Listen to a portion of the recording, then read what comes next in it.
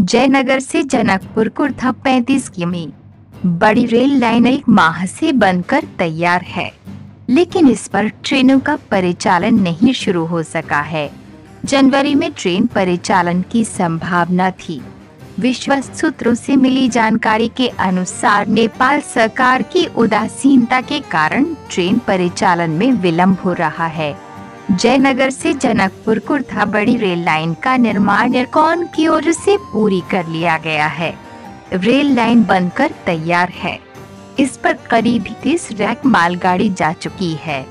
Railway station, railway halt एवं rail कर्मियों का क्वार्टर भी बनकर तैयार है। भारत सरकार के रेलवे बोर्ड ने फिलहाल इस रेल खंड पर 3 DMU चलाने की स्वीकृति भी दे दी है। ये DMU ट्रेन सोनपुर में पिछले करीब 1 महीना से खड़ी है।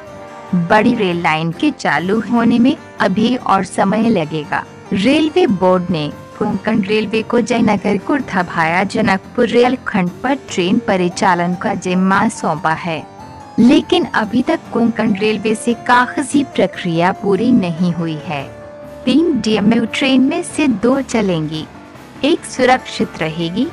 इसे जयनगर से कुर्था के बीच 4 अप एवं 4 डाउन चलाने की योजना है। इस रेलखंड पर ट्रेन परिचालन को लेकर नेपाल सरकार पूरी तरह उदासीन है। इस कारण सब कुछ होने के बाद भी ट्रेन परिचालन की तिथि घोषित नहीं की जा रही है। नेपाल सरकार ने अगर सक्रियता नहीं दिखाई तो जयनगर से जनकपुर कुर्था बड़ी रेल लाइन के चालू होने में अभी और समय लगेगा। इससे दोनों देश के लोगों की परेशानी बढ़ती जा रही है। 2 देशों का मामला होने के कारण कोई भी अधिकारी इसको लेकर कुछ भी बोलने से परहेज कर रहे हैं।